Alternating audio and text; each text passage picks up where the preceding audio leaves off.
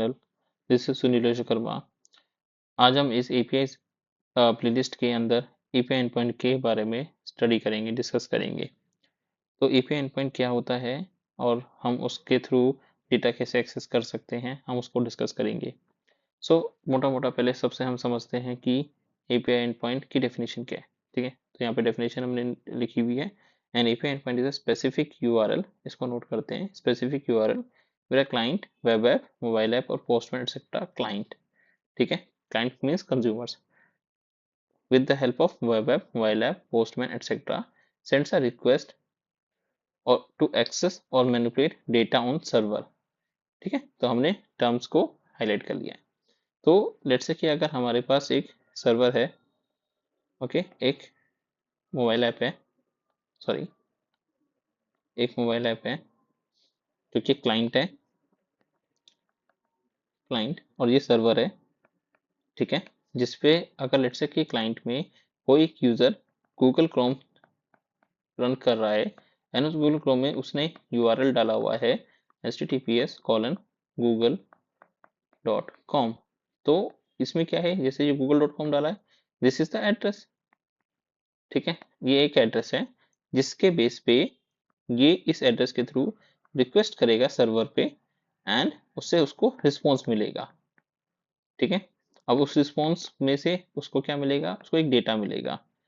Data को वो access कर सकता है शो करने के लिए, या फिर उसको मैनिपुलेट करके शो कर सकता है, रेंडर कर सकता है अपनी स्क्रीन पे। ठीक है, तो ये एक फ्लो होता है जिससे कि क्लाइंट रिक्वेस्ट करता है सर्वर पे और उसको डेटा मिलता है।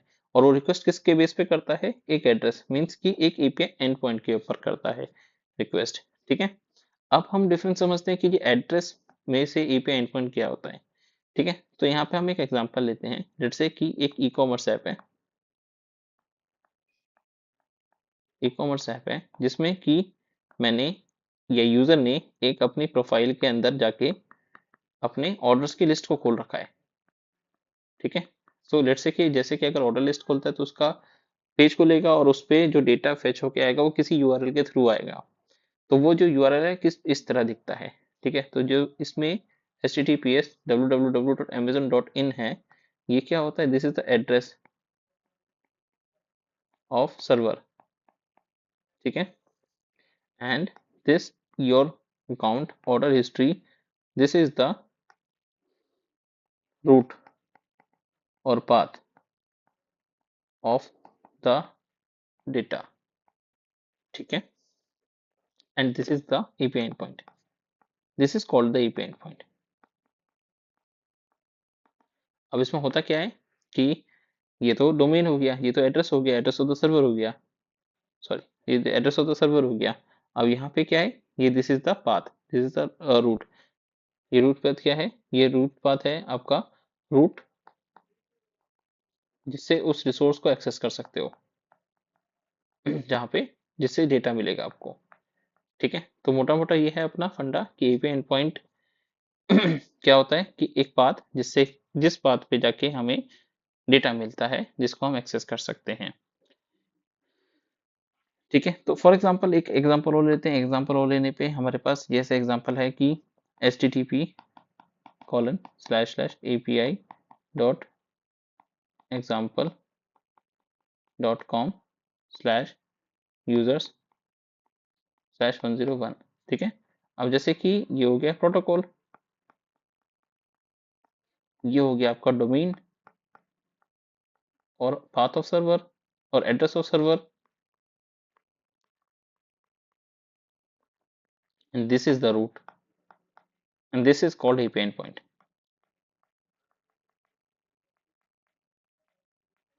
ठीक है, तो आपको मैंने यूआरएल का बाइफर्केशन करके दे दिया कि डिफरेंट डिफरेंट कंपोनेंट्स क्या होते हैं।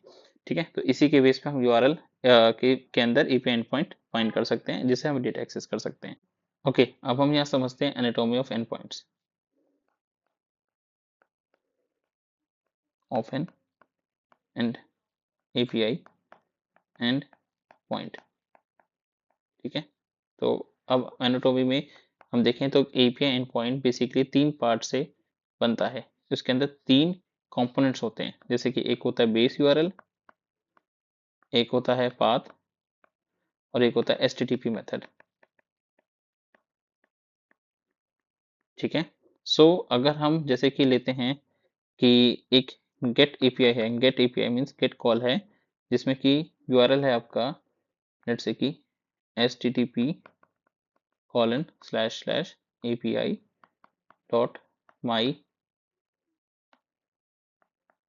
App dot com slash users slash 45। Let's say कि आपका एक ये एंड पॉइंट है। ठीक है, तो आपका इसमें बेस यूआरएल क्या है आपका। ठीक है, तो बेस यूआरएल क्या है आपका, तो this is the base URL. ठीक है, अब इसमें HTTP मेथड क्या हो गया, HTTP method is the this is the HTTP method जो कि है गेट। ठीक है, and this is the path and this is the end point, API end point.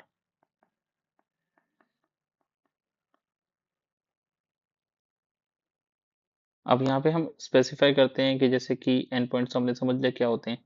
ठीक है, अब एंड पॉइंट्स भी कैसे फॉर्म किए जाते हैं, बेस्ट प्रैक्टिसेस क्या होती हैं, कुछ हम एग्जांपल्स देख लेते हैं।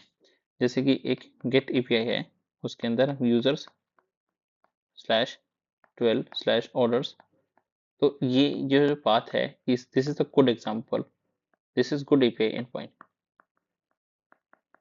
यहाँ पे जो एपीआई एंड पॉइंट फॉर्म हुआ है वो गुड है, मतलब सही है। और अगर हम देखें कि जैसे एक एग्जांपल लेते हैं, get users slash orders question mark id is equal to 12, so this is bad, this is the bad approach।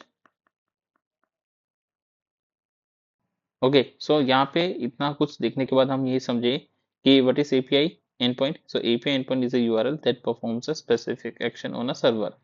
okay, so what is API, API is an URL that performs specific action on a server। okay।